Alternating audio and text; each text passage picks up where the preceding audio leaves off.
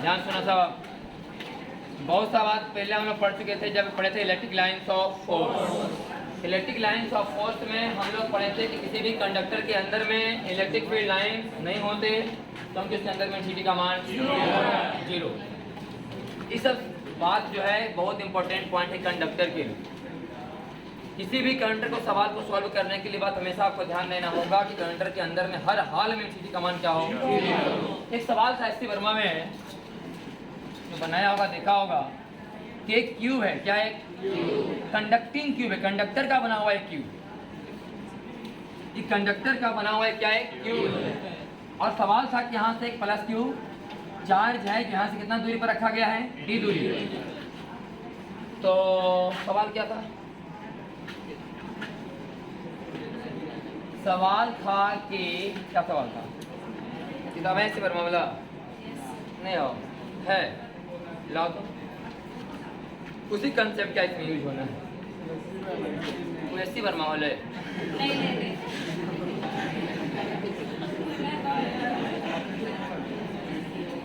तो लाहिर है साला थोड़ा से मैंने करे तो नहीं से मान लो कि हमारा है रे इच्छा ले बट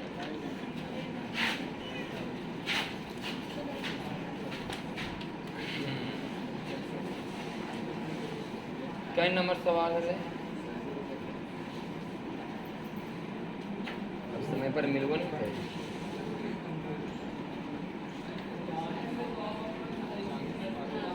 कई नंबर सर्वस तो पता चल सको है।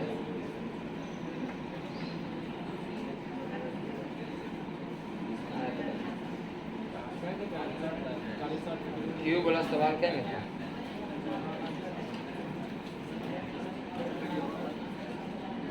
हाँ 45 नंबर सवाल था कि positive charge Q is placed in front of a conducting solid cube. एक सॉलिड क्यूब है कंडक्टिंग, एक सॉलिड क्यूब है कंडक्टिंग, पूरा अंदर से भरा हुआ है, मैंने क्यूब है सॉलिड है, तो लिखा हुआ है कि एक सॉलिड क्यूब है conducting, A charge Q is placed in front of a conducting solid cube at distance d। इसके सामने में चार्ज कितना है, क्यू रखा गया। From its centre find the electric field at the centre of the cube due to the charges appearing on its surface. सवाल है कि इस चार्ज क्यू के चलते, यानी चार्ज यहाँ क्यू बगल में है और चूंकि कंडक्टर है तो कंडक्टर में तो फ्री इलेक्ट्रॉन होंगे, तो ये चार्ज क्या करेगा कि अंदर के फ्री इलेक्ट्रॉन को अपने तरफ हल्का हल्का खींचेगा, तो इसके सरफेस पर भी चार्ज इंड्यूस्ड हो जाएगा। ये क्यूब हमेशा क्या रहेगा, न्यूट्रल है, ये तो हमेशा क्या है, न्यूट्रल ही है, ध्यान से समझिएगा। जैसे कि मान लिया जाए कि रिंग है और इस पर चार्ज इस तरह से दिया जाए तो नेट डेंसिटी का मान यहाँ कितना आएगा, 0 आएगा। लेकिन क्या यही चार्ज का डिस्ट्रीब्यूशन कुछ ऐसा हो जाए तो क्या अभी नेट डेंसिटी का मान 0 होगा? इधर चार्ज का डेंसिटी ज़्यादा है, इधर चार्ज का डेंसिटी, हाँ क्यू चार्ज पहले भी था क्यू चार्ज, लेकिन पहला बार में आंसर कुछ और आएगा, दूसरा बार में आंसर कुछ और है कि नहीं। इस रिंग पर टोटल चार्ज क्यू दिया गया और पूरा चार्ज डिस्ट्रीब्यूट हो जाएगा तो यहाँ पर आंसर कितना आएगा, 0। लेकिन नॉन यूनिफॉर्म डिस्ट्रीब्यूट रहेगा तो आंसर 0 है। तो इस पर अभी प्लस, इसके जब भी प्लस क्यू चार्ज नहीं था तब इसके अंदर भी चार्ज हैं, इलेक्ट्रॉन हैं, लेकिन एक यूनिफॉर्म डिस्ट्रीब्यूट। लेकिन जब भी प्लस क्यू चार्ज यहाँ पर रहेगा तो यहाँ पर क्या हो जाएगा, सब चार्ज नॉन यूनिफॉर्म। तो कह रहा है कि इस पर जो चार्ज डिस्ट्रीब्यूट हुआ इसके चलते, उसके चलते बताइए कि यहाँ dt का मान क्या होगा। तो हम लोग इसी थ्योरी का इसमें यूज करते हैं कि सेंटर पर हर हाल में कंडक्टर के चूंकि अंदर का हिस्सा है इसलिए यहाँ पर नेट इंटेंसिटी का मान हमेशा क्या होगा, कंडक्टर के अंदर में dt का मान 0 होता है। ये याद रखना है, ये नहीं कि कंडक्टर के अंदर में उस कंडक्टर के चलते dt का मान 0 होता है, नहीं, कंडक्टर के अंदर में हर हाल में इंटेंसिटी 0 होगा, बल्कि बगल में 50 चार्ज का है। समझ गए, कंडक्टर के अंदर में हर हाल में इंटेंसिटी का मान 0 होगा, बल्कि बगल में 50 चार्ज क्या है, डिस्ट्रीब्यूट रहे। बस में कि नहीं, हम ये नहीं कह रहे कि उन 50 चार्ज के चलते इंटेंसिटी जीरो होगा, ये हम नहीं कह रहे हैं सिर्फ कि मैंने जो 50 चार्ज के चलते इंटेंसिटी का मान जीरो होगा, नहीं, नेट इंटेंसिटी का मान लेकिन क्या होगा, जीरो। अगर यहाँ पर देखा जाए तो हम लिख सकते हैं कि यहाँ पर इंटेंसिटी दो कारण से है, एक intensity due two plus Q charge और एक इंटेंसिटी ड्यू टू क्यू वाला चार्ज जो इस पर डिस्ट्रीब्यूट किया गया है कि नहीं। ये नहीं कह सकते कि इसके क्या इस चार्ज के चलते यहाँ इंटेंसिटी का मान जीरो है, बोलने होगा कि क्यू बाई डी स्क्वायर, कि क्यू बाई डी स्क्वायर। तो हमें अच्छा कोई पूछे क्या इस कंडक्टर के सतह पर जो चार्ज है उसके चलते इंटेंसिटी का मान यहाँ जीरो है, नेट इंटेंसिटी का मान क्या आएगा, जीरो। मतलब इसके चलते और इसके चलते दोनों के चलते इंटेंसिटी का मान जोड़ करके जीरो आना है। कंडक्टर के अंदर में इंटेंसिटी का मान जीरो होना ही गारंटी है, बल्कि उसके लिए चार्ज को किसी तरह से होना पड़े। अरे चार्ज अपने आप को एडजस्ट करेगा, इंटेंसिटी अपने आप को एडजस्ट नहीं करेगा, ये एकदम लिखित है। कंडक्टर के अंदर में हर हाल में इंटेंसिटी का मान जीरो होना है, उसके लिए आपको जो करवाना पड़े बाहर सब करवाइए, कोई दिक्कत नहीं। तो यहाँ पर हर हाल में इंटेंसिटी का मान जीरो होगा due two plus Q charge और ड्यू टू क्यू वाला चार्ज बराबर जीरो। इसका मतलब इंटेंसिटी ड्यू टू क्यू वाला चार्ज बराबर minus of intensity due two plus Q charge, सही कि नहीं। तो प्लस क्यू चार्ज के चलते यहाँ इंटेंसिटी का मान कितना होगा, के क्यू बाई डी स्क्वायर, के क्यू बाई इधर होगा, इधर ना, इसका मतलब क्यू के चलते इधर होगा, है कि नहीं। और आंसर वही होगा कि क्यू बाई डी स्क्वायर, तब जाके इंटेंसिटी का मान कितना आएगा, जीरो, सही ना। तो कंडक्टर अगर आप पढ़ रहे हैं इस बात का हमेशा ध्यान रखिएगा कि कंडक्टर के अंदर में हमेशा इंटेंसिटी का मान क्या होगा, चार्ज किसी भी प्रकार से डिस्ट्रीब्यूट करना पड़ जाए वो हमारे लिए मंजूर है, लेकिन अंदर में इंटेंसिटी का मान चेंज नहीं होगा। यही मेन कहानी इस पूरे चैप्टर का सारांश है, इसके लिए ही हम लोग चार्ज को इधर उधर डिस्ट्रीब्यूट करते हैं। बाकी हम लोग फिर पढ़ेंगे कैपेसिटर में, थोड़ा वहाँ भी मैंने इलेक्ट्रिक के बारे में पढ़ाया होगा, अर्थिंग उर्थिंग पढ़ेंगे तो ज़्यादा पता चलेगा।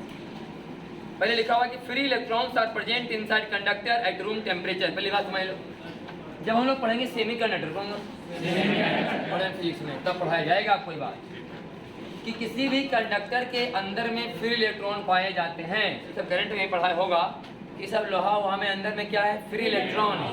जैसे कि मैंने करंट देते हैं, मैंने जोड़ते हैं बैटरी से, तो वोल्टेज के अंतर होने के कारण ही चलना शुरू कर देता है। हम लोग पढ़े थे कि negative charge particle lower potential से हायर पोटेंशियल, है कि नहीं। ऐसे था ना हम लोग का, मान लिया जाए कि करंट के बारे में तुम सुना होगा कि बैटरी है कि हाई वोल्टेज और हाई इलेक्ट्रॉन चलता है इधर से लो पोटेंशियल से, और प्लस चार्ज चलते हैं हाई पोटेंशियल से। जैसे कि माइनस है, यहाँ प्लस है, यहाँ पर इलेक्ट्रॉन है, इधर भागेगा, इधर नहीं भागेगा। माइनस मतलब लो पोटेंशियल और प्लस मतलब हाई पोटेंशियल। तो नेगेटिव चार्ज पार्टिकल हमेशा चलते हैं लो पोटेंशियल से हाई पोटेंशियल। तो वही जब हम लोग इलेक्ट्रॉनों को बैटरी से जोड़ते हैं तो इलेक्ट्रॉन चलना शुरू कर देता है इधर से इधर, low potential to low potential to high, है कि नहीं। इलेक्ट्रिक फील्ड तैयार हो जाता होगा रॉड के अंदर में, और इलेक्ट्रिक फील्ड के चलते चलना शुरू कर देते हैं। इलेक्ट्रिक फील्ड हमेशा तैयार होता है प्लस से, और माइनस से जाते हैं हमेशा माइनस से। इलेक्ट्रिक फील्ड के अपोजिट जाते हैं, इलेक्ट्रॉन हमेशा कहाँ जाते हैं, इलेक्ट्रिक फील्ड के अपोजिट, और प्लस चार्ज रहे हैं तो इलेक्ट्रिक फील्ड के तरफ भाग जाता है। इसलिए मतलब इलेक्ट्रॉन इधर से चलना शुरू कर देते हैं। तो ये जो कंडक्टर के अंदर में फ्री इलेक्ट्रॉन है इसलिए है क्योंकि अभी तापमान अच्छा खासा है, 34 डिग्री 35 डिग्री अभी है। न्यूनतम तापमान कितना होता है, -273 डिग्री सेंटीग्रेड। खत्म हीट में -273 डिग्री सेंटीग्रेड न्यूनतम तापमान है, मैंने 0 केल्विन उस टेम्परेचर पर इस कंडक्टर को लेके चला जाए, इसको लाख बैटरी जोड़ लीजिए, करंट का प्रवाह नहीं हो। समझ में कि नहीं, क्योंकि इसके अंदर में फ्री इलेक्ट्रॉन रहने नहीं करेंगे। फ्री इलेक्ट्रॉन इसके अंदर में इस कारण से है क्योंकि अभी अच्छा खासा टेम्परेचर है कि नहीं, अच्छा खासा एनर्जी इसको मिल जाता है, उतना में इलेक्ट्रॉन क्या हो जाते हैं, टूट जाते हैं। कौन इलेक्ट्रॉन, वैलेंस इलेक्ट्रॉन, जो सबसे बारीक कक्षा में चक्कर लगा रहे इलेक्ट्रॉन है, वैलेंस इलेक्ट्रॉन उतना एनर्जी पाकर आसानी से टूट चुके हैं, अंदर में फ्री हो गए हैं। इसलिए हम लोग बैटरी से एकदम जोड़ते हैं, हाई वोल्टेज से लो वोल्टेज की तरफ, प्लस रहेगा तो माइनस रहेगा तो लो से हाई की तरफ अपना फ्लो होना शुरू हो जाता है। लेकिन -273 डिग्री सेंटीग्रेड पर अगर आप चले जाइए 0 केल्विन पर, तो कंडक्टर भी इंसुलेटर की तरह काम करेंगे, कंडक्टर भी इंसुलेटर की तरह काम करेंगे। इनका बिहेवियर उसी का जैसा होगा, इसमें करंट प्रवाह होने वाली कोई बात नहीं है। दूसरी बात तो ये लिखाया गया कि free electrons are present inside conductor at room temperature. कि कमरा का जितना नॉर्मल टेम्परेचर चल रहा है इस टेम्परेचर पर कंडक्टर के अंदर में क्या पाए जाते हैं? Free electron. अगर आप बात करें एब्सोल्यूट जीरो टेम्परेचर का तो कोई इलेक्ट्रॉन फ्री नहीं। तो लिखा गया है कि मान लीजिए कि कंडक्टर है उसके अंदर में क्या पाया गया? Free electron. कहानी को समझना है। तो हम एक इलेक्ट्रिक फील्ड ले लिए। क्या ले लिए? Electric field. ये इलेक्ट्रिक फील्ड है ई न्यूटन पर कूलम। इसे बोलते हैं हम लोग एक्सटर्नल इलेक्ट्रिक फील्ड। एक्सटर्नल बाह्य विद्युतीय क्षेत्र। तो बाहर से एक विद्युतीय क्षेत्र है जिसका मान लिखा गया है ई न्यूटन पर कूलम। इस विद्युतीय क्षेत्र में एक सॉलिड न्यूट्रल कंडक्टर को रखा गया। किसको रखा गया? सॉलिड न्यूट्रल कंडक्टर को। सॉलिड है मतलब अंदर से पूरा भरा हुआ है, पूरा का पूरा मटेरियल अंदर तक में है, और ये सॉलिड है, न्यूट्रल भी है, और कंडक्टर तो है ही। कंडक्टर है, सॉलिड है और क्या है? न्यूट्रल है। तो सॉलिड न्यूट्रल कंडक्टर के अंदर में क्या पाए जा रहे हैं? अभी फ्री इलेक्ट्रॉन पाए जा रहे हैं। तो इस फ्री इलेक्ट्रॉन पर इस इलेक्ट्रिक फील्ड कारण बल इधर लगेगा, तो इलेक्ट्रॉन इस तरफ एडजस्ट होना शुरू होंगे। क्योंकि यह न्यूट्रल है तो यहाँ पर माइनस चार्ज जैसे इंड्यूस होंगे, यहाँ पर ऑटोमेटिक क्या बनेगा? Plus charge. इस बात उसमें भी हुआ था जब हम लिखा था properties of electric lines of. तो इस कारण से इस इलेक्ट्रिक फील्ड में जब कंडक्टर को रखा गया तो इधर पर कौन जमा हो गया? धीरे धीरे इधर पर कौन इंड्यूस हुआ? अभी भी यहाँ पर इलेक्ट्रॉन है कि नहीं है? लेकिन हम बताए थे बात कि एक की बजाय इलेक्ट्रिक फील्ड के बराबर एक इलेक्ट्रिक फील्ड अंदर में और जनरेट होता है। इंटरनल क्यों नहीं? और ये है हमारा एक्सटर्नल। और जब तक ये इंटेंसिटी कमजोर है, इंटेंसिटी मजबूत है, तब तक इलेक्ट्रॉन अभी और इधर जाएगा। एक समय ऐसा आएगा कि ई वाला और ई वाला दोनों इंटेंसिटी का मान बराबर आएगा, तब इस पर लगने वाला कुल फोर्स का मान 0। तो हम लोग कह देते हैं कि अंदर में सिटी का मान 0 है, मतलब कोई इलेक्ट्रिक लाइन का फोर्स नहीं है। तो इस बात सब कुछ करके दिखाया गया है, इंड्यूस्ड चार्ज सब कुछ किया गया है, और नीचे लिखा गया है कि external electric field induced electric field के क्या है? बराबर हो गया है। नेट फील्ड इनसाइड कंडक्टर क्या हो गया है? 0। सही ना? अब इसी को हम लैंग्वेज में लिख दिया गया कि जब किसी कंडक्टर को इलेक्ट्रिक फील्ड में रखा जाता है तो कंडक्टर के अंदर वाला फ्री इलेक्ट्रॉन अपने आप को इस प्रकार अरेंज कर लेते हैं ताकि कंडक्टर के अंदर में नेट स्थिति का मान क्या हो जाए? 0। सही कि नहीं? ये जो अभी हम पढ़े थे कि एक क्यूब है, क्यूब के बाहर में क्या रखा गया था? Plus charge. तो प्लस चार्ज के रखने से अंदर के इलेक्ट्रॉन इस प्रकार से अपने आप को मैनेज करेंगे ताकि हर हाल में यहाँ स्थिति का मान 0 हो। है कि नहीं? अगर यहाँ पर हम 3 क्यू भी रख देंगे तो यहाँ का मान 0, और फिर से इसके चार्ज अंदर में नया तरीका से अरेंजमेंट होगा। है कि नहीं? तो हर हाल में कंडक्टर के इलेक्ट्रॉन ही अपने आप को इस प्रकार से अरेंज करते हैं ताकि उसके अंदर में सिटी का मान हमेशा 0। बाहर चार्ज रहे या नहीं? बाहर चार्ज रहेगा तो भी सिटी का मान 0 होना ही। एक कंडक्टर अपने आप में खुद है, कोई चार्ज नहीं, इस पर सिटी का मान 0। इसको चार्ज दे भी तो फिर भी सिटी का मान 0, बगल में चार्ज रख भी तो फिर भी सिटी का मान 0, हर हाल में 0।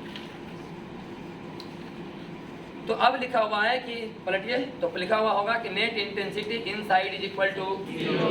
आज चूंकि इंटेंसिटी का फॉर्मूला होता है माइनस डी बटा। तो पोटेंशियल का डिफरेंशिएशन होगा इंटेंसिटी। सही है कि नहीं? पोटेंशियल का डिफरेंशिएशन इंटेंसिटी यहाँ है 0, मतलब पोटेंशियल कांस्टेंट। पोटेंशियल तो कोई भी कंडक्टर अपने आप में एक इक्विपोटेंशियल रीजन होता है। इक्विपोटेंशियल सरफेस, इक्विपोटेंशियल रीजन बोला जाएगा, एक जगह है। कंडक्टर का अंदर का पूरा जगह क्या होता है? इक्विपोटेंशियल रीजन होते हैं। इक्विपोटेंशियल रीजन के होते हैं, मैंने अंदर में हर जगह वोल्टेज का मान क्या आएगा? ये बात लिखा गया होगा कि that is V inside is equal to constant, अर्थात कंडक्टर के अंदर वाले रीजन इक्विपोटेंशियल होते हैं। ठीक है ना? आगे लिखा हुआ है दूसरा पॉइंट में, अब चूंकि electric lines of force are perpendicular to equipotential. हाँ, ये तो बात समझ में आ गया होगा कि जब अंदर वाले रीजन इक्विपोटेंशियल हैं, और हम लोग पढ़े हैं कि इलेक्ट्रिक लाइंस ऑफ फोर्स हमेशा इक्विपोटेंशियल सरफेस के परपेंडिकुलर, और चूंकि कंडक्टर इक्विपोटेंशियल रीजन ही है, इसका मतलब electric lines of force conductor के ही परपेंडिकुलर। ये बात हम लोग इलेक्ट्रिक लाइंस ऑफ फोर्स में लिखे थे। कि इलेक्ट्रिक लाइंस ऑफ फोर्स हमेशा कंडक्टिंग सरफेस के परपेंडिकुलर होते हैं। आज ये बात समझ में आ गया है। कंडक्टर के अंदर में सीटी का मान 0 होने के कारण अंदर में पोटेंशियल का मान कांस्टेंट है, क्योंकि पोटेंशियल रीजन कहलाएगा। और चूंकि इलेक्ट्रिक लाइंस ऑफ फोर्स क्योंकि पोटेंशियल सरफेस के परपेंडिकुलर होते हैं और कंडक्टर भी हमारा इक्विपोटेंशियल रीजन ही है, इसका मतलब है कि electric lines of force conducting surface के भी परपेंडिकुलर है।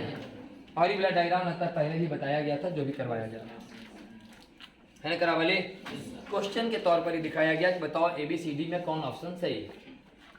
ए बी और सी और डी में कौन ऑप्शन ए तो ऐसे ही गलती क्योंकि इलेक्ट्रिक लाइन फोर्स अंदर से जा रहे हैं। बी में अंदर से लाइंस तो नहीं जा रहे हैं लेकिन वो सरफेस के परपेंडिकुलर नहीं है। डी नंबर में इलेक्ट्रिक लाइंस अंदर से जा रहे हैं, इस कारण से गलत है। तो कौन से हमारा सी नंबर, अंदर में इलेक्ट्रिक लाइंस ऑफ फोर्स है भी नहीं और है बाहर तो सरफेस के परपेंडिकुलर, तो सी नंबर से। ठीक है ना। आगे देखिए, ये सब कहानी की तरह सुनना है, इसे कोई क्वेश्चन है वो कंसेप्ट वाला क्वेश्चन सॉल्व हो, कोई न्यूमेरिकल क्वेश्चन सॉल्व होने वाला आगे आएगा, अभी कंसेप्ट क्वेश्चन सॉल्व होगा। अगला लिखा हुआ है कि मान लीजिए हमारे पास एक कंडक्टर है, हमारे पास एक कंडक्टर है, इसको हमने क्या दिया है, चार्ज। कंडक्टर को हमने क्या दिया, हाँ। वास्तव में देखो भाई, चार्ज देते नहीं है, इससे इलेक्ट्रॉन निकालते हैं, बार बार हम बताते हैं, है कि नहीं। चार्ज देने वाली सुविधा इलेक्ट्रॉन निकाला जाता है, लेकिन अपने पढ़ाई को आसान करने के लिए हम सीधे बोलते हैं कि चार्ज दिया गया। कि चार्ज इस पर क्या गया, प्लस चार्ज आ गया कि नहीं। अंदर में चार्ज रहेंगे, कंडक्टर के अंदर में कभी चार्ज टिकता, हाँ। चार्ज हमेशा कहाँ जाएंगे, इसके, हाँ। जब किसी कंडक्टर पर चार्ज दिया जाता है तो चार्ज हमेशा उसके सरफेस पर डिस्ट्रीब्यूट होते हैं, अंदर में नहीं होते। ये हो गया प्लस क्यू, चार्ज दे दिए, चार्ज लिखा हुआ है। एक कॉन्सेप्ट है कि चार्ज हमेशा कहाँ जाएंगे, इसके सरफेस पर। अब ध्यान से सुनिए, तो ये कंडक्टर है, इस पर हमने चार्ज दे दिया तो चार्ज कहाँ चला गया, इसके सरफेस पर चला गया। हम यह निकालना चाहते हैं कि कंडक्टिंग सरफेस के जस्ट बाहर इंटेंसिटी का मान क्या होगा, है कि नहीं। हम क्या निकालना चाह रहे हैं कि कंडक्टिंग सरफेस के जस्ट बाहर इंटेंसिटी का मान क्या होगा। तो कंडक्टिंग सरफेस के जस्ट बाहर इंटेंसिटी का मान निकालने के लिए हम लोग क्या लगाने जा रहे हैं, गॉस लॉ। तो कहा गया कि कंडक्टिंग सरफेस के जस्ट अंदर की बाहर, जस्ट अंदर क्या लिया जाए, गॉसियन, जस्ट अंदर है। कंडक्टिंग सरफेस के जस्ट अंदर में क्या लिया गया है, गॉसियन। और इस गॉसियन सरफेस के अंदर में नेट चार्ज का मान 0, सही कि नहीं। पूरा पूरा चार्ज तो कहाँ है, इसके सरफेस पर। कहाँ है, इसके सरफेस पर। दिखाया गया कि जस्ट अंदर गॉसियन सरफेस लिया गया है, निकलना। और हम लोग लगा रहे हैं अब गॉस लॉ। हम लोग क्या लगा रहे हैं, गॉस लॉ। तो गॉस लॉ क्या लिखा हुआ है कि flux E dot D A, ये लिखा लेना, फ्लक्स E डॉट बराबर नेट चार्ज इनक्लोज बटा एप्सिलॉन नॉट।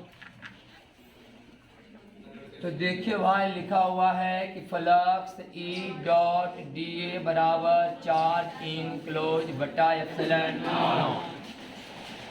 तो E डॉट डी ए का मान कितना बताया गया है, 0। ऐसा क्यों है कि नहीं। सुनिए, पहले अभी हम लोग बात पढ़ चुके हैं पहले ही कि कंडक्टर के अंदर में सीटी का मान कितना होता है, 0। अभी निकलवा है। ये वाला जो कंसेप्ट है हम यह सिखाने जा रहे हैं, ये बात का प्रूफ होने जा रहा है कि कंडक्टर के अंदर में कभी चार्ज टिकता नहीं है। इस बात का सबूत है, एग्जाम्पल फिगर के माध्यम से बताने जा रहे हैं।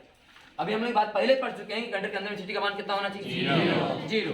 क्योंकि अगर सीटी 0 नहीं है तो फिर से भी और चार्ज अपने आप को अरेंज करेंगे, तब तक करेंगे जब तक कि फिर 0 होने जाए अंदर वाले इलेक्ट्रॉन, फ्री इलेक्ट्रॉन, है कि नहीं।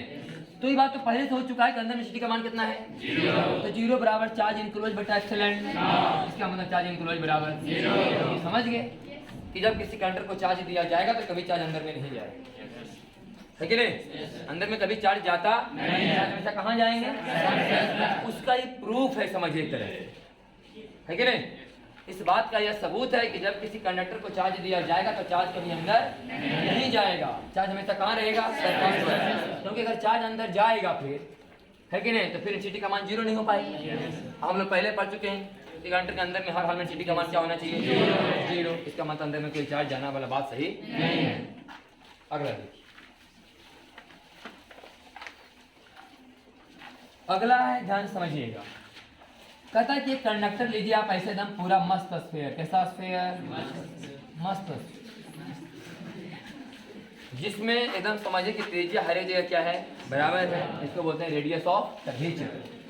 और एक लीजिए ऐसा स्फीयर है कि नहीं?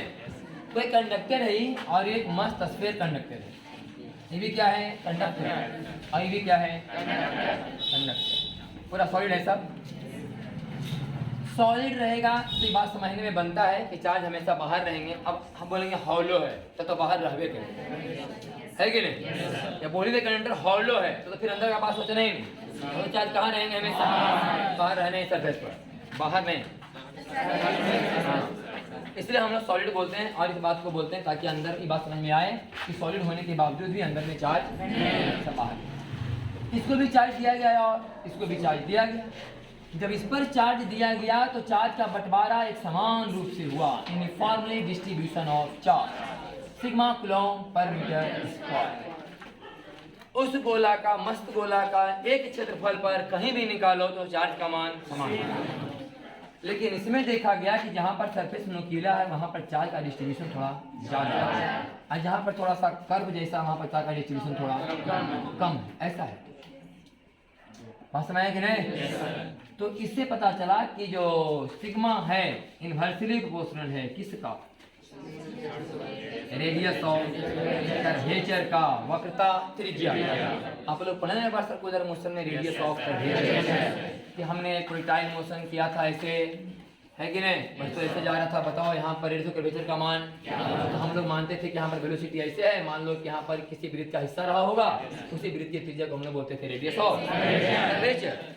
आवाज बराबर निकालते थे v स्क्वायर बटा परपेंडिकुलर एक्सीलरेशन। परपेंडिकुलर एक्सीलरेशन तरीका था रेडियस ऑफ कर्वेचर निकालने का। तो मतलब कि देखिए भैया, यहाँ भी अगर हम बात करें तो ये भी चाप भी तो किसी न किसी वृत्त का हिस्सा हो, है कि नहीं?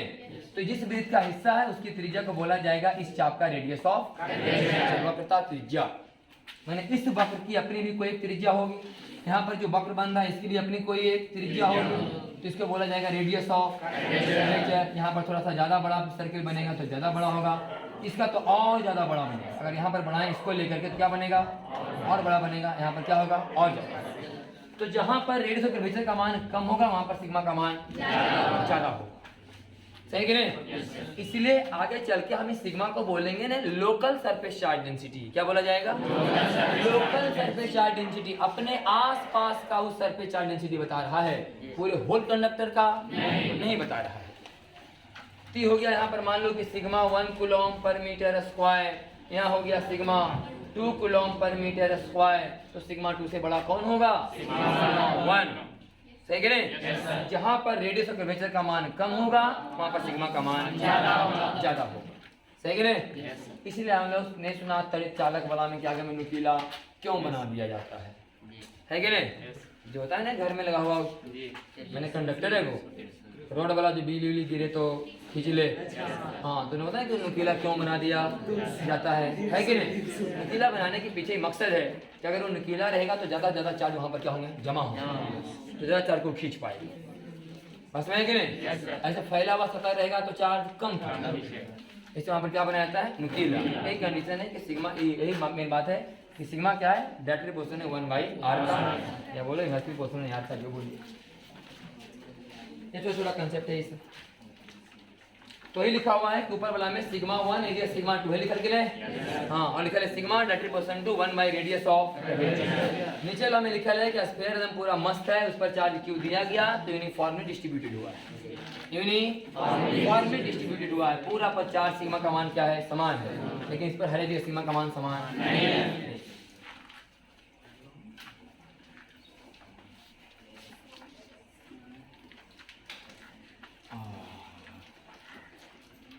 लाइन आई बड़ी काट में जान सुनिए। अगला लिखा है कैविटी है। तुम लोग कैविटी में समझता होगा ना? नहीं तो कहीं पर चार मेरे की दांत में कैविटी हो गया, हाँ, समझें कि नहीं सर? पौधर कैविटी मैंने पौधर, समझें कि नहीं? जैसे ध्यान सुने आप,